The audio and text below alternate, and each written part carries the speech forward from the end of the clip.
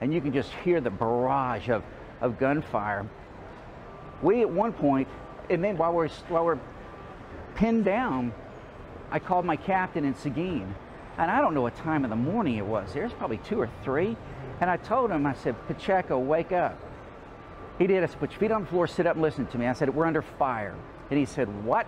And I said, just shut up and listen to me. We're under fire. Turn on CNN. So my friend JR from Sirius XM and we took off. We just kept herding people, run, run, run. What we didn't know was the guy had a straight line of fire at us where we were running behind backstage. It's a nice long asphalt road. And while we're running... Now we go to JR Schumann. He works for Sirius XM, and he was there on or behind the stage last night. It's been a busy night for him, obviously.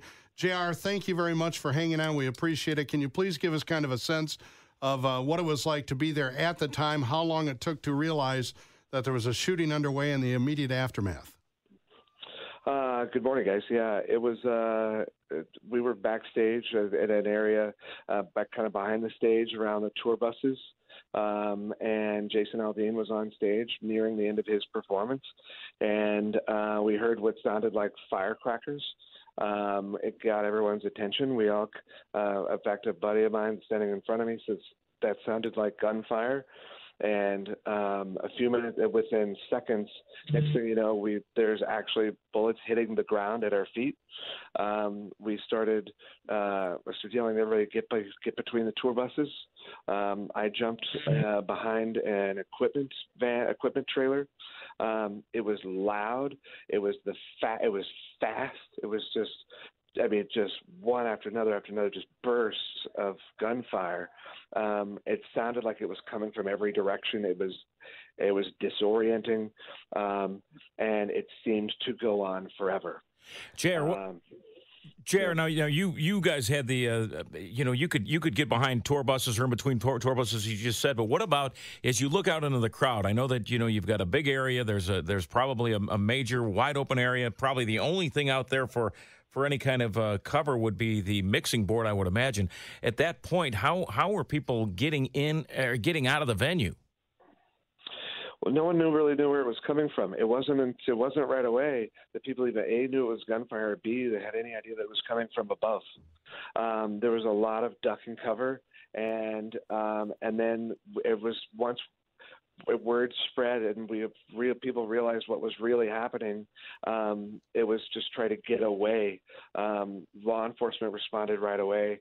And they were directing people gave people the landmark of the Hooters Hotel, and which is, in the opposite direction, and telling people to run there. And backstage, when the burst would stop, we would run, and the burst would start again, and we would dive behind whatever you could get behind, but just kept trying to make our way out.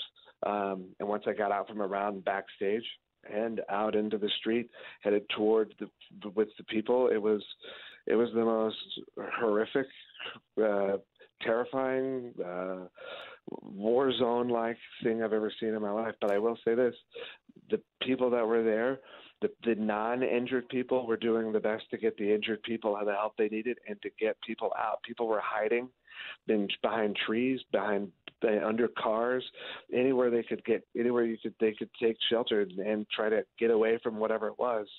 JR Schumann is a Sirius XM personality. He joins us live from Vegas.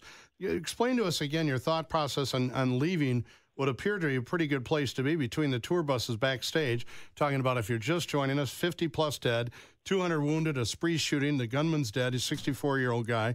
Why did you leave? Why wouldn't you stay in the relative safety of backstage, or did you feel you were in the crosshairs there and had to take action?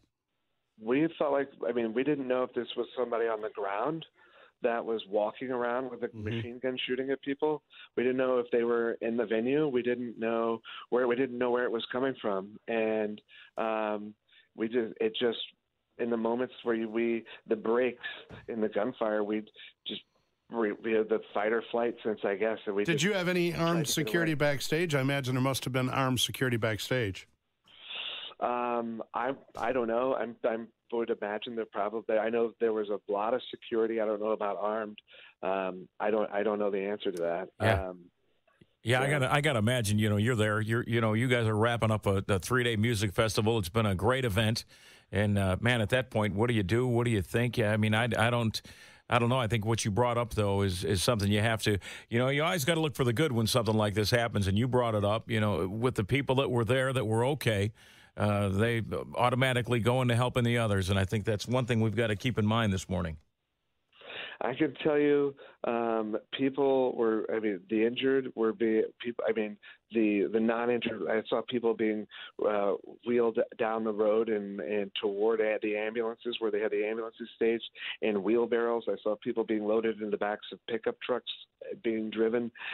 People opening the back doors of backseat of cars and putting injured people in the cars as the cars were driving away. A friend of mine that was with me is a police chief from Texas. He had 2 injured people, flagged down a car, and loaded 2 people in a car, and they drove to the hospital. I've talked to him over the phone. We haven't seen each other. We haven't been able to get back together. My team is all safe, but we're all in different parts of the city, in different parts of the Strip, and it's just chaos is the only way to describe it. JR, I know you've had a long night. Thank you very much for your help this morning. It's great talking with you, and wish you the very best. Thank you very much. I appreciate it. And pray for the injured and the families of those that have lost. Absolutely, pal. Thank you. JR Schumann from Sirius XM Radio joining us here this morning on WLS. JR Schumann joins us right now. Give us an update on this, Hal, on his situation. Oh, JR? Yes. JR is with us right now, and you were there. You were at the concert. And tell us, just relive that moment for us, JR. I was back. Good morning, guys. Morning. I was backstage with a group. There was probably 100 of us, and Jason Aldean was nearing the end of his performance, and you hear it all the time, but it's cliche, what have you. But we heard what sounded like firecrackers, and so, in fact, somebody said, and one guy in front of me said, "I think that sounds like gunfire." A friend of mine says, "No, it couldn't be." And then it stopped for a split second and then started up again. And at this point, the bullets are hitting the ground at our feet. And we start running to hide behind anything we could get behind. Fortunately, there were tour buses in that area. I was yelling at people, "Get between the tour buses." I jumped behind an equipment trailer, and it was the fastest, loudest, just pop, pop, pop, pop, pop, pop, pop, pop. It's hundreds and hundreds of rounds, and it seemed to go on forever. And I'm sitting there and I remember thinking, I was like, "Is this ever going to stop?" It was so loud, and it echoed, and we didn't know where it was coming from. It sounded like it was coming from every direction. At one point, one of the security guys from the backstage pointed toward direction and told everybody to run. And we ran behind the stage in between bursts of gunfire. If gunfire would stop, we would start. We would dive behind anything we could get behind, not knowing again where it's coming from. It would stop. We would run again. And I mean, it was pure pandemonium. And and again, not knowing where it's coming from. And that's why, I'm sure you're seeing the videos, there was a lot of duck and cover because it took a minute for people to realize it was coming from above. We had no idea. Did you see anybody get shot? Did you see anybody get shot? Did you see anybody die? I did not see anybody get shot. I can't tell you how many people shot. I saw people that had already died. I saw people that were very injured. I saw people that were walking wounded, if you will, and the unhurt, and the people that had made it out unhurt. And the barricades were being used as makeshift stretchers. We had, like I said, people, I think I told you earlier, injured people being loaded into wheelbarrows and being run down the street. There was an officer, we saw an officer that had been shot behind his police car. We had, it was horrible.